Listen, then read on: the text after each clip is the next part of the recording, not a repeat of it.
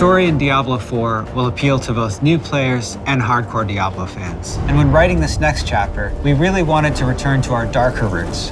Sanctuary is in a very interesting state right now. It's 50 years after Reaper of Souls from Diablo III, where half of the population was exterminated by an archangel. The world has seen quite a bit of changes, quite a bit of scarring from its wounds that have not totally healed. In these years of death and decimation, power vacuums have opened up and been filled by various factions you'll actually get to interact with in Diablo IV. Heroes of the past that we've known and loved have long since faded into memory, as well as an iconic order known as the Haradrim. The world is a bit broken and wounded, and it's in this fragile state that Inarius and Lilith return, and they are the makers of Sanctuary, and their return may not mean the best for humanity. Before Sanctuary was created, the heavens and the hells were battling each other in a non-stop war. Our Sanctuary was created by disenfranchised rebel angels and demons that wanted out. They didn't want to be a part of this never-ending war because there was literally no point. Two of those people were Inarius and Lilith. Lilith is a demon and Inarius is an angel. They were part of the eternal conflict between heaven and hell, in which they were constantly fighting with each other. When Lilith captured Inarius, she was ready to torture him, but when she learned that they're of like mind, she became his partner in crime. They stole a singular, most important object known as the World Stone, a massive, iconic, mountain-sized gem that has the ability of creation. Inarius and Lilith helped to create the world of Sanctuary. And that's where the name of the world comes from. It was their sanctuary to hide away from the eternal conflict. They both have similar goals, but as an angel and as a demon, have different ways of going about it. Inevitably, it wasn't going to last. They've clashed multiple times throughout the history of the Diablo universe, and the last time they met, Inarius banished Lilith from the world and locked her in this realm of darkness. We wouldn't see Lilith again until the cinematic By Three They Come, when a mysterious figure pulled her back into Sanctuary and set her loose on the world she helped create.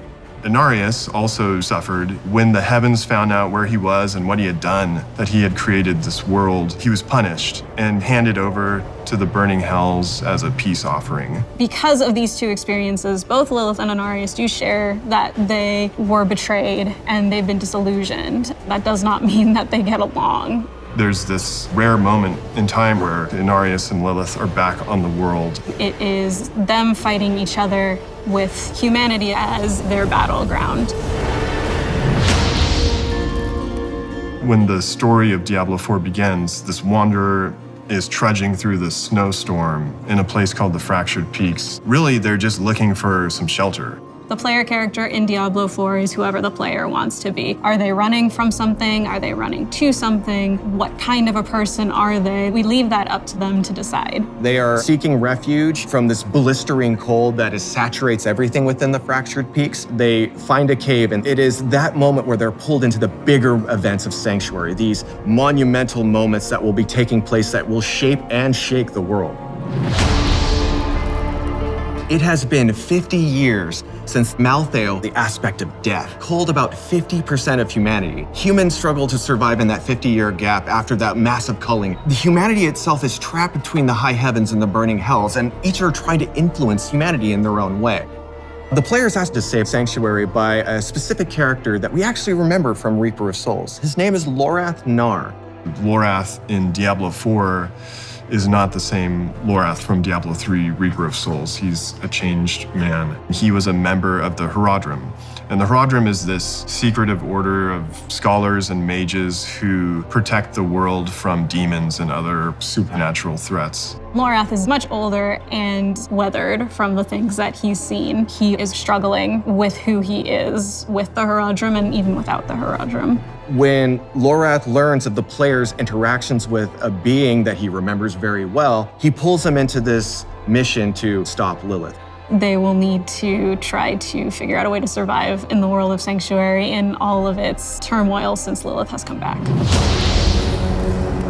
We have a lot of new characters that you'll be experiencing in the world of Sanctuary. One of them is Prava. She leads the Cathedral of Light. The Cathedral of Light is a militaristic faction led by Inarius. Inarius is the ultimate supreme leader, but she handles the day-to-day. She acts as a bridge between Inarius and the other followers of the Cathedral of Light.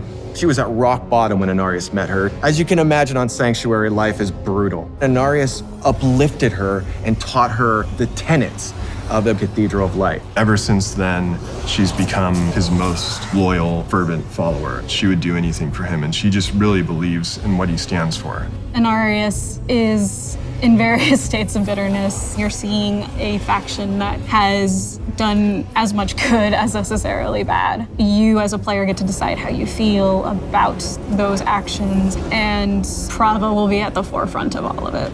Donan, he's one of the Herodrum. He is this very gifted mage who also is a scholar. We find him in this place called Scotsglen, where he's made a name for himself and become something of a hero. In Diablo IV, we'll find out what Donan's relationship with Lorath is and the Herodrum and how he became a hero in this place.